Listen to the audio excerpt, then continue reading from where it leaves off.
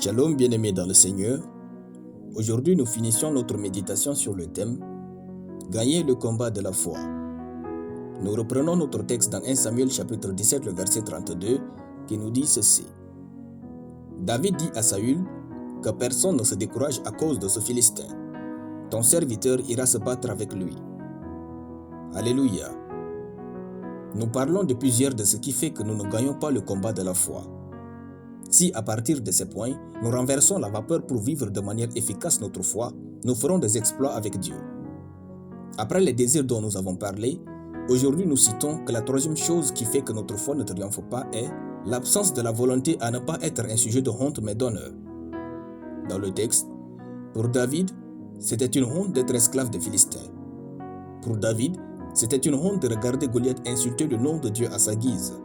Pour ôter cette honte de dessus d'Israël, David est parti se battre avec Goliath. Un homme qui n'a pas honte de certaines choses dans sa vie est un homme déséquilibré et mentalement atteint. Un homme normal et surtout un chrétien doit avoir honte de ne pas être habillé en public. Il doit avoir honte qu'on se moque de son Dieu. Un père doit avoir honte de ne pas assurer les besoins de sa famille.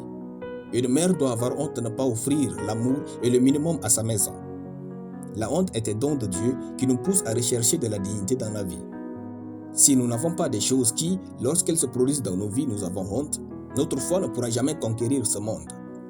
Devenez digne de confiance. Enfin, l'absence de la volonté d'offrir aux autres une vie libre et épanouie. Nous devons vouloir offrir à notre famille, aux autres et à notre génération une vie libre. Et pour cela, il nous faut nous battre. David voulait libérer Israël des Philistins. Il voulait libérer sa famille de la charge des impôts. David voulait donner aux siens une vie libre et épanouie. C'était suffisant pour que sa foi ose livrer bataille à Goliath. Battez-vous pour donner à vos enfants ce que vous n'avez jamais eu. Battez-vous pour donner à votre famille et à votre communauté une vie libre et épanouie. Battez-vous pour quelque chose de plus grand que vous. La foi est un combat. Il va falloir bien se positionner pour combattre et triompher. Désirons vivre une vie différente. Désirons imposer Dieu dans ce monde. Devenons un sujet d'honneur. Offrons aux autres une vie libre et épanouie. Pour ces raisons, combattons et gagnons le combat de la foi. Alléluia. Nous allons prier. Merci Seigneur pour ta parole. Je déclare que ma foi est conquérante, victorieuse et triomphe du monde au nom de Jésus.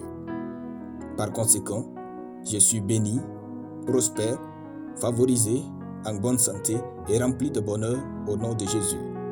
Amen. La lecture biblique en une année, 2 Chroniques chapitre 21 à 2 Chroniques chapitre 25. Soyez bénis, c'était le pain du ciel.